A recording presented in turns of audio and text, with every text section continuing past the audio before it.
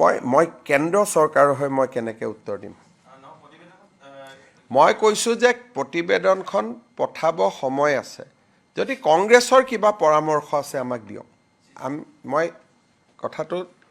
মই প্ৰশ্নক মোক সোধা হৈছিল কংগ্ৰেছৰ ওপৰত উত্তৰ দিছোঁ মই কংগ্ৰেছৰ ওপৰত মই কৈছোঁ যে প্ৰতিবেদনখন আমাৰ হাততে আছে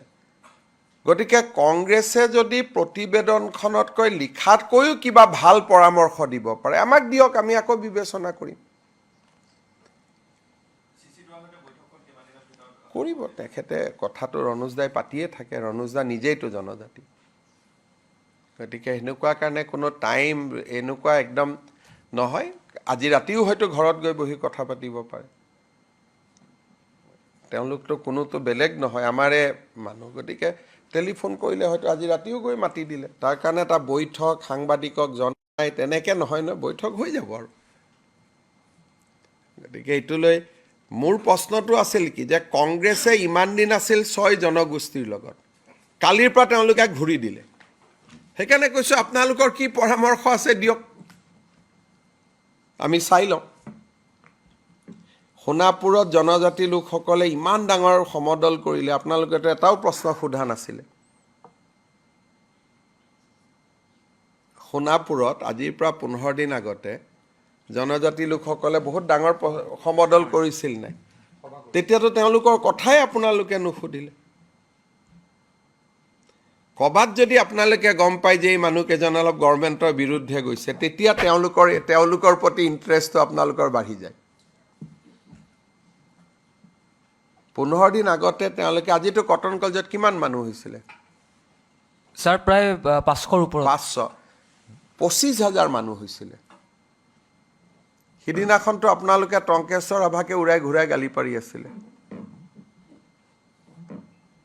মনত আছেনে নাই জানো হয় নহয় সিদিনাখনতো আপোনালোকে টাৰ্গেট কৰি লৈছিল টংকেশ্বৰ ৰাভাক আজি আকৌ তেওঁলোকৰ হৈ মাত দি দিলে আপোনালোকে অলপ অসমখনক ঠাণ্ডা হৈ থাকিব দিয়কচোন ভাল লাগে তেতিয়া হ'ব ধন্যবাদ আন্দোলন হলেতো আলোচনা নহয় আন্দোলনৰ লগতো আমিতো NHMৰ লগতো আলোচনা কৰা নাই আন্দোলন হলে আৰু আলোচনা নহয় আৰু আমি ইলেকশ্যন খেলি ল'ম আৰু ইলেকশ্যনত আমাক হৰুৱাই দিলে হ'ব আৰু এতিয়াতো ইলেকশ্যনটো আৰম্ভই হ'ব ঘৰলা আন্দোলন কৰিলে ইলেকশ্যনৰ আগত আন্দোলন কৰিলে আমি কাৰ লগত কি কথা পাতিম গাড়ী নচলালে বেলেগ ইমান অসমত নিবনুৱা আছে বেলেগে চলাব গাড়ীটো চলিয়ে থাকিব গাড়ী নচলাকৈ ক'ত থাকিব